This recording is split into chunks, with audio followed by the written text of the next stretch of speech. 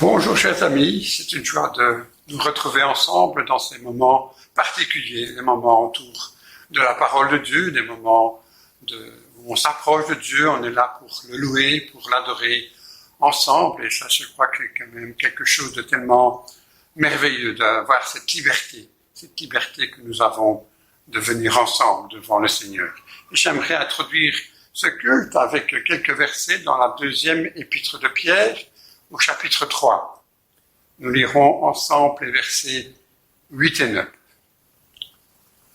Mais il est une chose, bien-aimés, que vous ne devez pas ignorer. C'est que devant le Seigneur, un jour est comme 1000 ans, et 1000 ans sont comme un jour.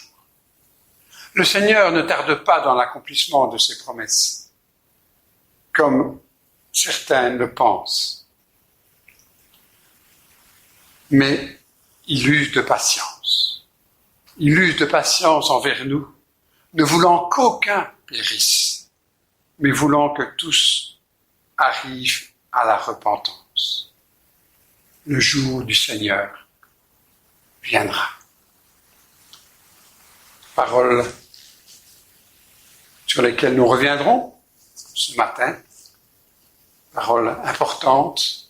L'apôtre Pierre, qui avait vécu des choses fortes avec Jésus, et il a exprimé cette patience de Dieu afin que tous arrivent à la repentance. Je vous invite à prier avant toute chose. Oui, Seigneur notre Dieu, c'est vrai, nous sommes là en ta présence. Et c'est vrai, c'est un privilège dont nous voulons prendre conscience, Seigneur, cette possibilité de nous approcher de toi. Toi, le Dieu créateur de toutes choses. Toi, le Dieu d'amour. Toi, le Dieu qui nous a prouvé son amour en envoyant ton Fils parmi nous pour que nous puissions être sauvés, pardonnés.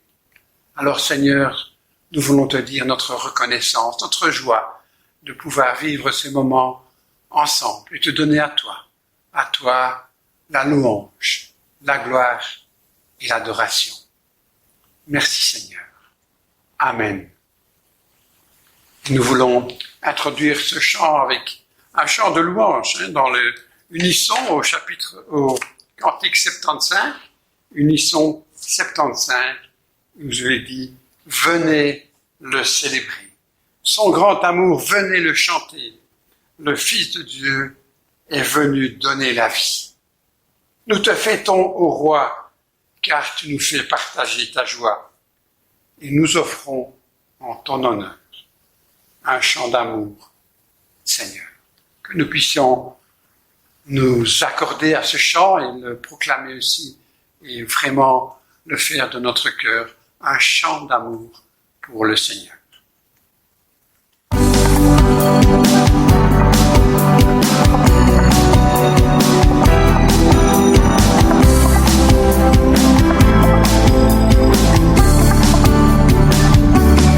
Venez le célébrer, son grand amour, venez le chanter.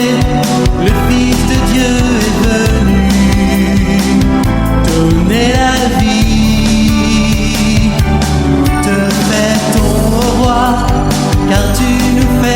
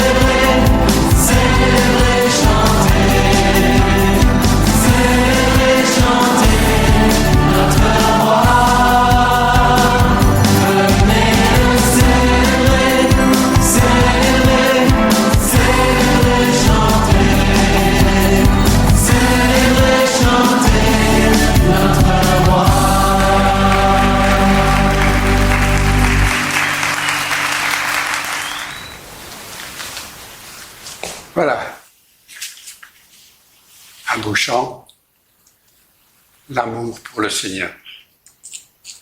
Et c'est important, interpellant, je veux dire, ces paroles que nous avons lues dans l'épître de Pierre. Il use de patience afin que tous arrivent à la repentance. La repentance. Quand vous êtes-vous repenti pour la dernière fois? Une réflexion. On vient ici tout à nouveau de passer le 31 octobre, et ça nous fait retourner plus de 500 ans en arrière. Ce moment où Martin Luther a affiché sur l'église de Wittenberg en Allemagne une date importante pour la réforme protestante. Mais on sait qu'il a affiché 95 thèses sur cette église, mais c'est vrai qu'on n'en connaît pas beaucoup le contenu. La toute première de ces thèses était que notre Seigneur et Maître Jésus-Christ a voulu que la vie entière des croyants soit une vie de repentance. Il a réfléchi, notre cher Luther. On sait qu'il s'est battu. Il s'est demandé comment accéder au royaume de Dieu, quel chemin prendre. Et il y avait plein de questions et on sait qu'il a été très loin dans ses réflexions. Et puis voilà ce qu'il dit en premier, que la vie entière des croyants soit une vie de repentance. Alors voilà, c'est un mot qui nous fait peut-être un peu décourager ou qui est un peu pessimiste, mais je ne crois pas du tout que c'était l'intention de Luther. Je crois qu'au contraire, il voulait soulever l'importance dans la parole de Dieu de ce terme repentance. Il est bien souvent repris et il n'est peut-être pas souvent annoncé et proclamé. Mais je crois que Luther avait compris que, au travers de la repentance, le chrétien est appelé à grandir. Et on va y réfléchir. La repentance, ce dont le monde, je crois, a besoin, ce que chacun de nous avons besoin. Et pourtant, on en parle si peu. Sans doute parce que ce n'est pas à l'air du temps, ou ce n'est plus à l'air du temps. Il faut se repentir à peut-être une mauvaise connotation aujourd'hui. C'est-à-dire qu'il faut reconnaître un tort, un mal, une erreur. Et dans notre contexte aujourd'hui, c'est peut-être pas évident. Et pourtant, dans la parole, combien de fois il n'est pas dit « Repentez-vous ». Repentez-vous car le royaume des cieux est proche. C'est là les paroles de Jean-Baptiste, de Jésus. Alors oui, la repentance, on en parle énormément dans la parole. On voit quand les disciples, dans les actes des apôtres ou dans les autres épîtres, on voit Pierre qui interpelle les juifs religieux, qui leur dit, après tout un message à la résurrection de Jésus, les gens disent, que devons-nous faire? Et Pierre leur dit, repentez-vous et que chacun de vous soit baptisé au nom de Jésus-Christ pour le pardon de vos péchés et vous recevrez le don du Saint-Esprit. Paul, dans ses voyages, et notamment à Athènes, là quand il est là devant tous les philosophes il dit, Dieu commande maintenant à tous les hommes, en tout lieu, de se repentir. Alors je crois que ça mérite vraiment peut-être une réflexion, un repentir personnel, un repentir en tant qu'Église. Et c'est vrai que je vous partageais la semaine passée où on parlait de l'Église persécutée et on voyait l'attitude des chrétiens en Europe, de nous. Et je disais que ça appelle sans doute à réflexion. Alors c'est vrai que si on parle repentance, on va peut-être entendre les gens dire « mais de quoi tu te mêles? C'est mon problème. » Mais je ne crois pas que dans la parole de Dieu, lorsque ce terme est utilisé, est pour nous enfoncer. Il est là pour nous relever.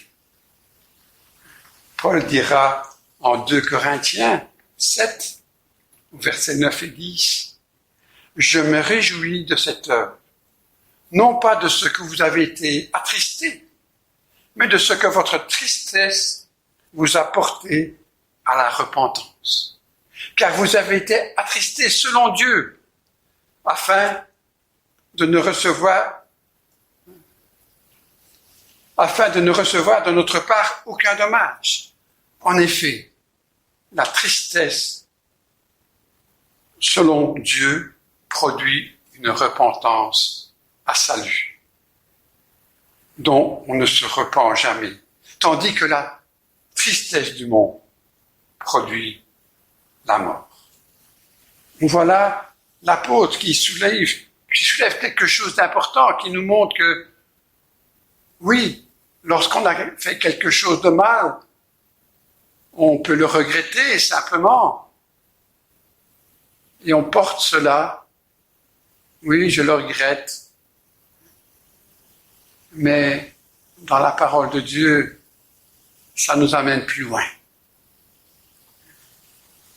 Parce que ça nous renouvelle, ça nous interpelle et ça nous invite à aller plus loin dans notre marche avec Dieu. Et on le voit, la parole donne une importance à cette repentance. Vous connaissez certainement les lettres que Paul écrit aux églises, que Jean écrit aux églises dans l'Apocalypse. Dans plusieurs d'entre elles, elles terminent par ces paroles. Devinez lesquelles. Repens-toi. En Apocalypse 2, il nous dit, mais ce que j'ai contre toi, c'est que tu as abandonné ton premier amour. Souviens-toi donc d'où tu es tombé. Repens-toi et pratique tes premières œuvres.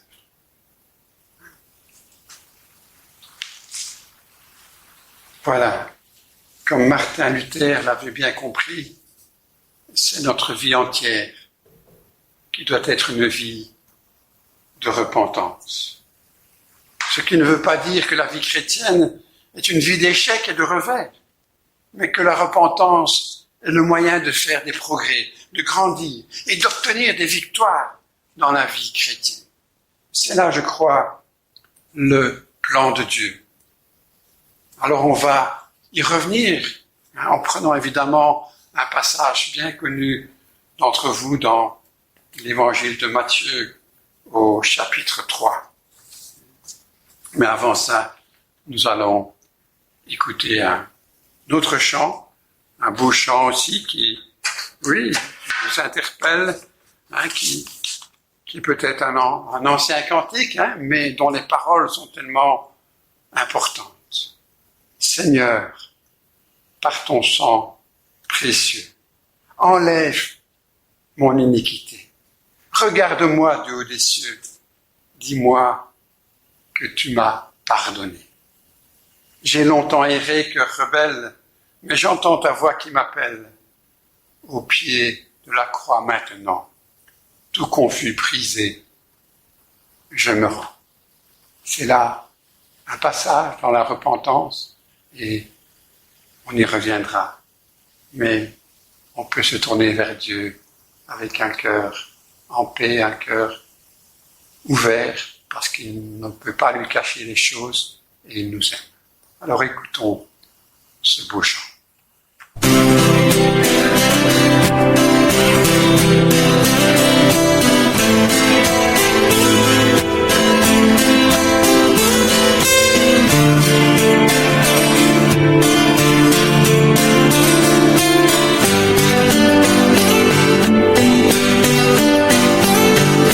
Jésus, par ton sang précieux, enlève mon iniquité. Regarde-moi du haut des cieux, dis-moi que tu m'as pardonné. J'ai longtemps erré comme belle, mais j'entends ta voix qui m'appelle. Au pied de ta croix maintenant, tout confus, brisé, je me rends. Blanc, plus blanc que neige. Blanc, plus blanc que neige. Lavé dans le sang de l'agneau. Je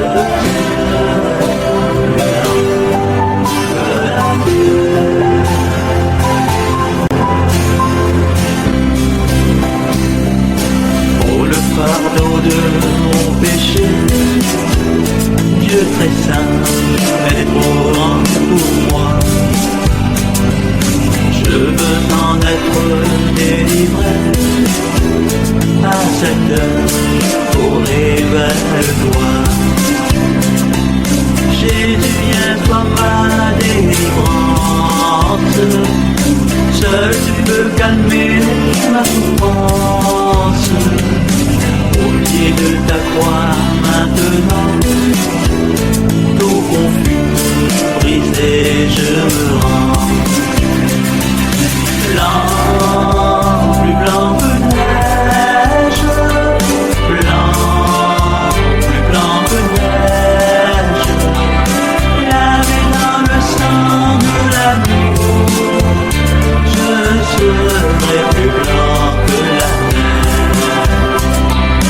Oh Jésus, ton sang précieux a lavé mon iniquité. Lui, tu m'as répondu les yeux, ton amour m'a tout pardonné. Je te contemplais, je pu croire, ton toi j'ai complète victoire. Au pied de ta croix maintenant, je me relève triomphant. Blanc, plus blanc que neige. Blanc, plus blanc que neige. Lavé dans le sang de l'agneau, mon cœur est plus blanc que la neige. Blanc, plus blanc que neige. Blanc, plus blanc que neige. Lavé dans le sang de l'agneau, mon cœur est plus blanc que la neige.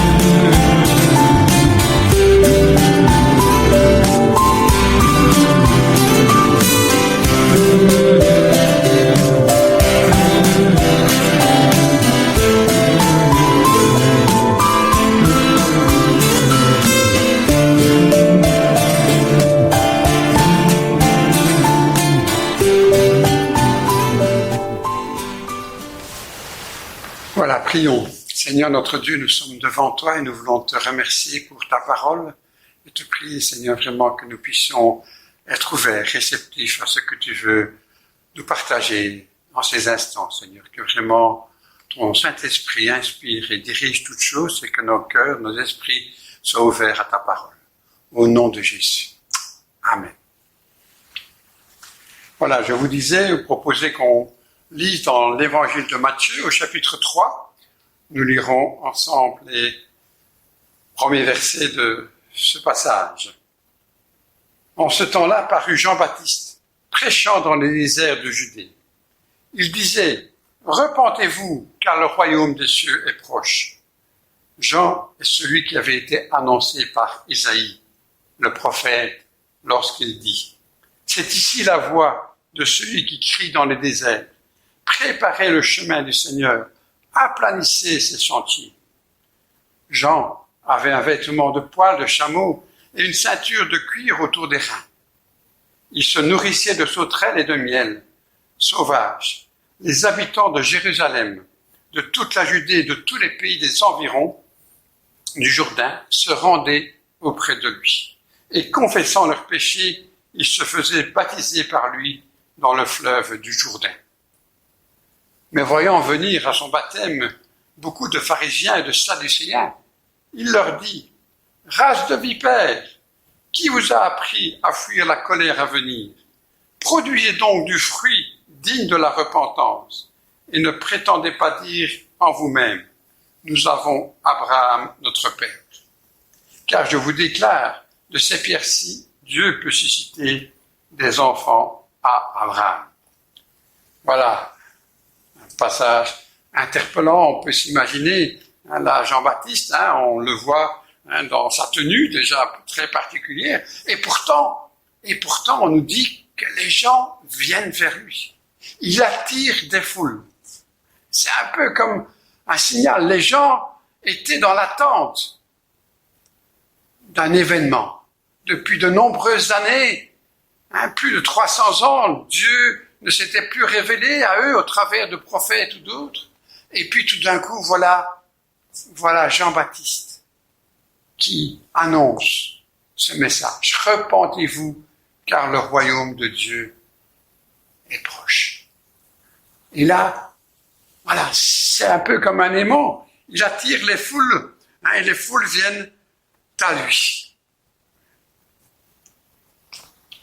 Il était, c'est vrai, annoncé par les prophètes, et c'était, comme on l'a lu, un homme vêtu de poils, on l'associe à Élie. Et voilà, les gens sont là et sont prêts à entendre. Et aujourd'hui, est-ce que nous pouvons entendre ces signaux de Dieu au travers du monde, au travers des événements?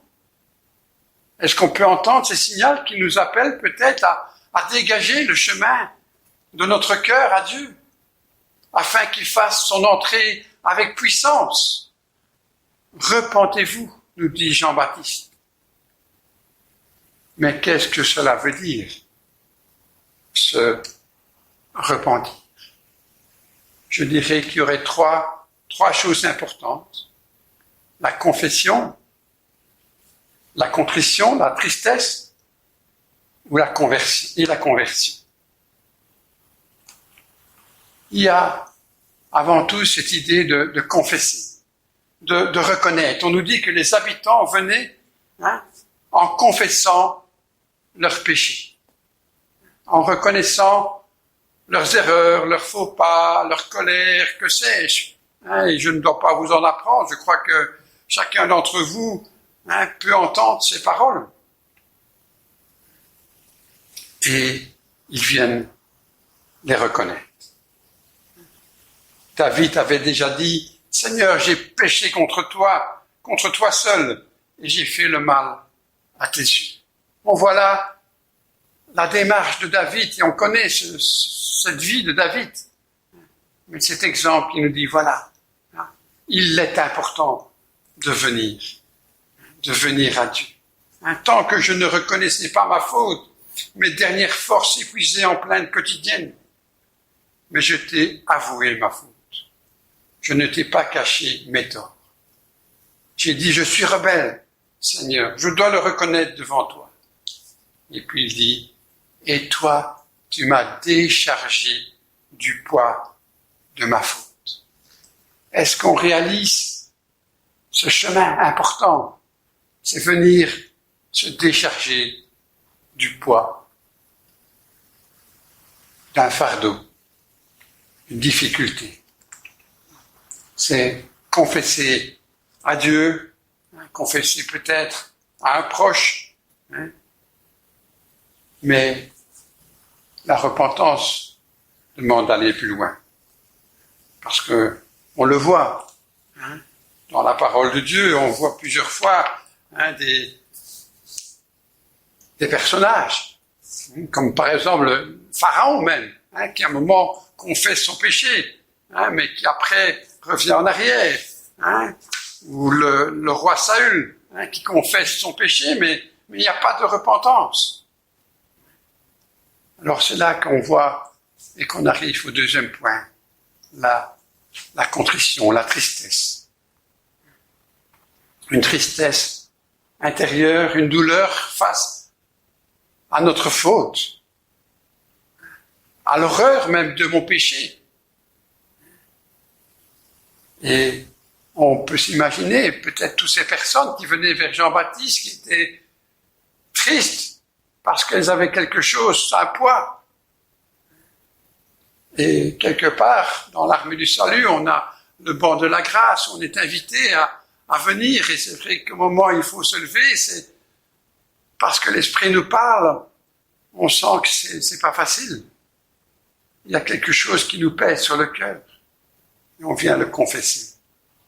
Et puis là, il y a la tristesse qui nous abrite, parce qu'on réalise qu'on a fait du mal à nous-mêmes, à un prochain, mais à Dieu. Contre Dieu, on a péché. Car si on pêche contre quelqu'un, on pêche contre Dieu. Dieu nous a demandé d'aimer notre prochain. La tristesse, comme on l'a lu dans 2 Corinthiens, la tristesse, selon Dieu, produit une repentance à salut.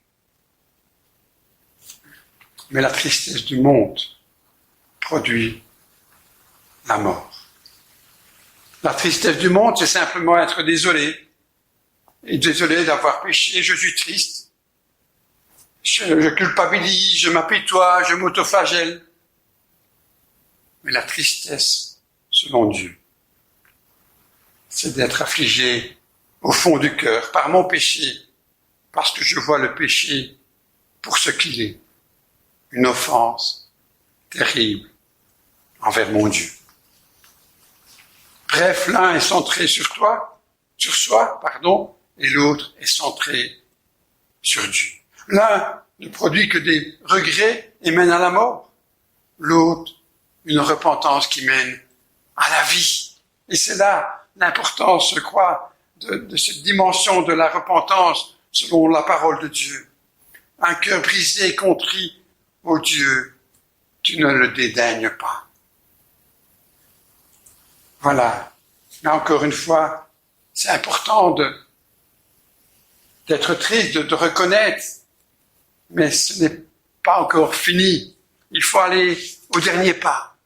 Et au dernier pas, c'est la conversion. La conversion, c'est un changement. C'est se détourner de ce péché. On voit ici dans l'apôtre, dans Jean-Baptiste, quand il interpelle les religieux face à une race de vipères, qui vous a appris à fuir la colère à venir.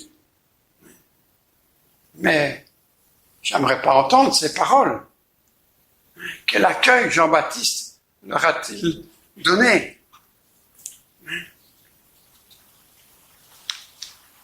Mais il leur fait comprendre qu'ils ont les cœurs endurcis, qu'ils doivent changer, qu'ils doivent convertir leur façon de penser, leur façon de voir les choses.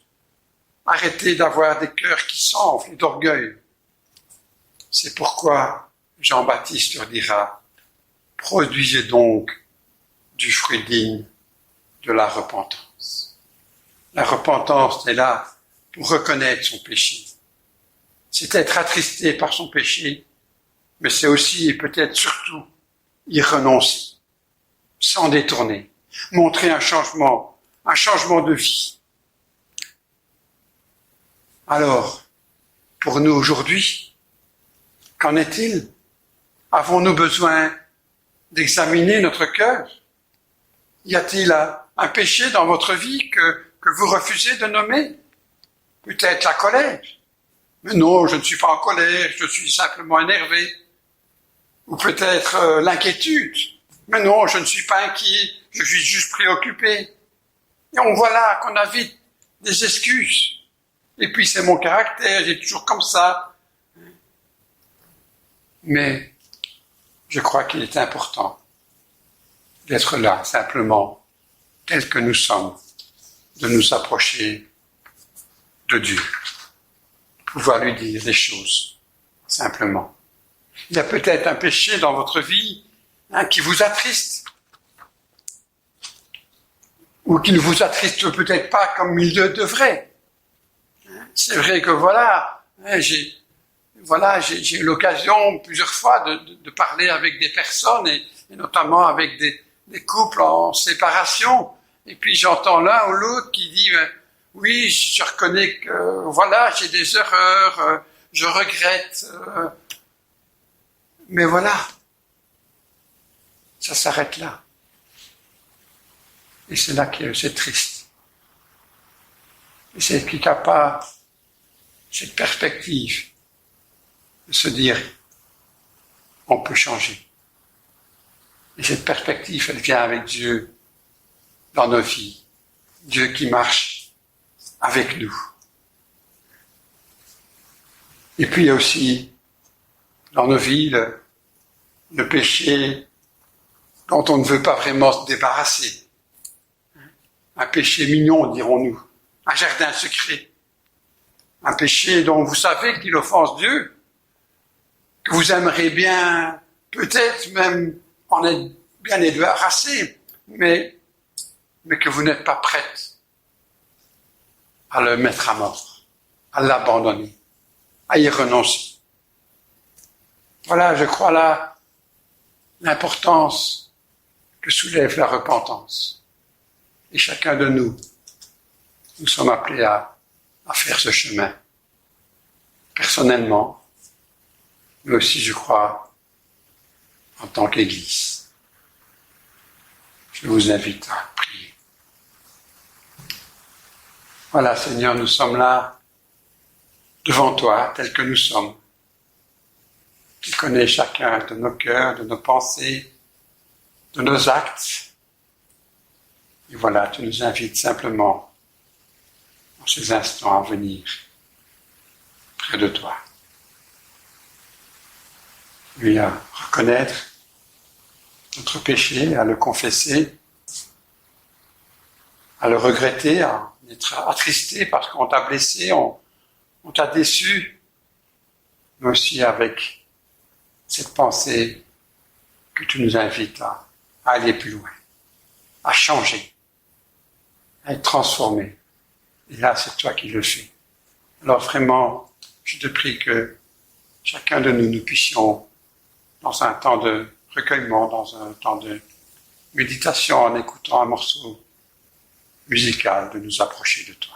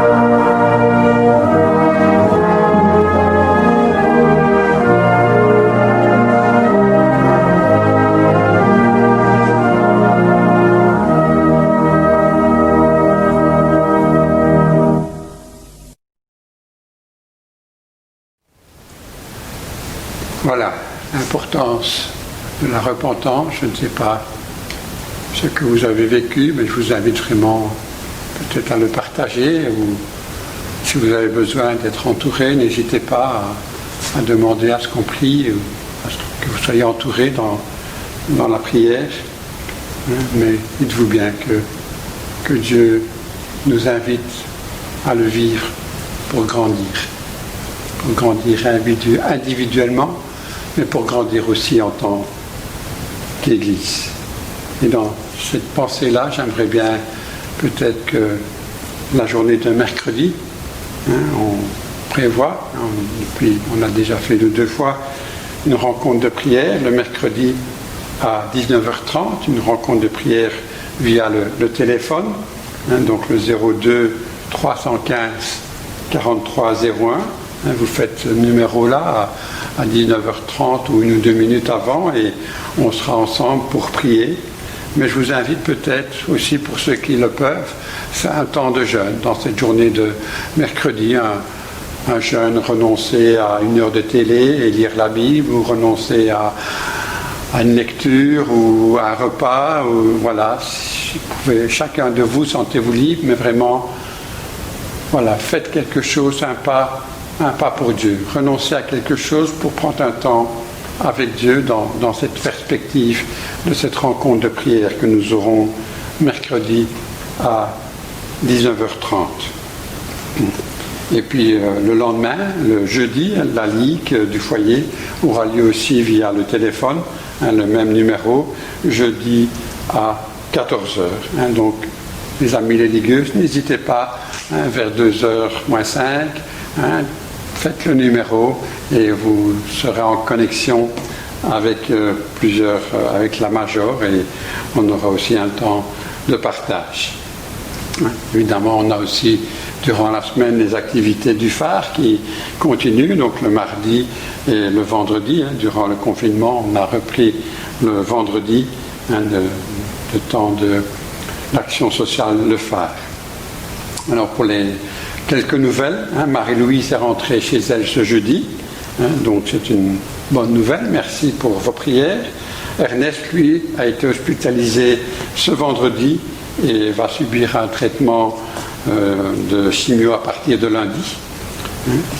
Albin a dû être aussi hospitalisé le week-end passé, et il est actuellement aux soins palliatifs. Donc on demande aussi d'entourer toutes ces personnes dans la prière, et leur famille aussi, dans la reconnaissance pour Marie-Louise et dans l'intercession pour les autres. Alors je rappelle aussi l'action boîte à chaussures, c'est vrai que c'est difficile, mais voilà, c'est la date limite pour les rentrées, c'est le 22 du 11, donc le 22 novembre. Si vous avez des boîtes à chaussures, que vous ne savez pas les apporter, dites-le nous, qu'on vienne les chercher, mais en tout cas, il faut qu'on puisse les récupérer. Et puis voilà, on a aussi ce temps des marmites qui arrive, et vous savez que dans la rue cette année-ci, ça ne sera pas vraiment possible, au vu non seulement des conditions Covid, mais aussi du public qui va s'y trouver. Alors voilà, on vous encourage vraiment à essayer de trouver un commerçant qui accepterait que vous déposiez une tirelire. Voilà, Raphaël m'en a commandé 5. Donc il y a un moyen. Raphaël a osé demander, donc n'hésitez pas. Et puis peut-être aussi dans ce temps de marmite, on va y revenir sans doute, mais pensez peut-être à un challenge que vous pourrez vous faire sponsoriser. Engagez-vous à faire quelque chose de spécial, à trouver quelques sponsors, et de trouver là aussi un moyen de récolter quelques fonds dans cette idée des marmites de Noël. Il faut qu'on s'adapte, et je crois qu'on est assez intelligent, assez imaginatif pour pouvoir le faire. Donc voilà quelques idées pour cela. Voilà, et on veut terminer notre culte par la bénédiction. Je vais prier avec vous, et puis on écoutera une bénédiction aussi. Que l'Éternel te bénisse et te garde. C'est une bénédiction chantée tirée de Nombre 6, 24 à 26. mais prions ensemble. Voilà, Seigneur, merci pour ta présence et ton amour. Merci de pouvoir partager ces moments ensemble, de pouvoir te remettre chacune qui était à l'écoute. Et merci pour ton Saint-Esprit qui a parlé, qui parle à nos cœurs. Et je te prie vraiment que nous puissions ensemble grandir en toi et avec toi. Alors Seigneur, vraiment que ta paix, que ton amour et que ta grâce et que la joie restent et demeurent avec chacun. Je vous bénis dans le nom de Jésus. Amen.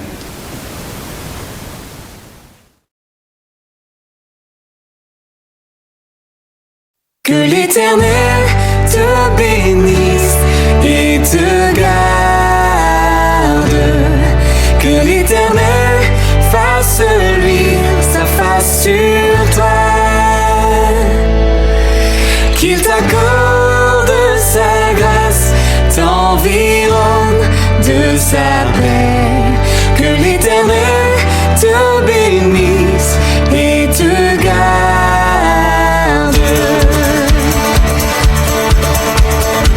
Dieu marche devant toi, il l'a fait avec toi. Une alliance éternelle, son secours ne manque pas. Et pendant le combat, tes forces il renouvelle.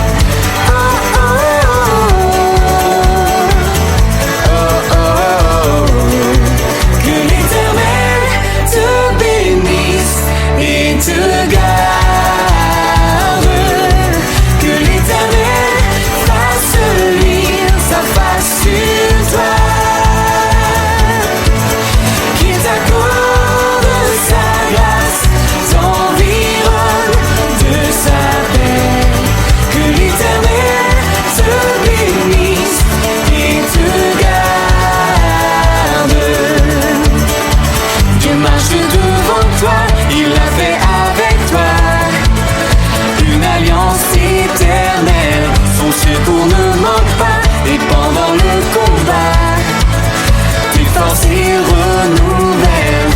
Oh oh oh oh oh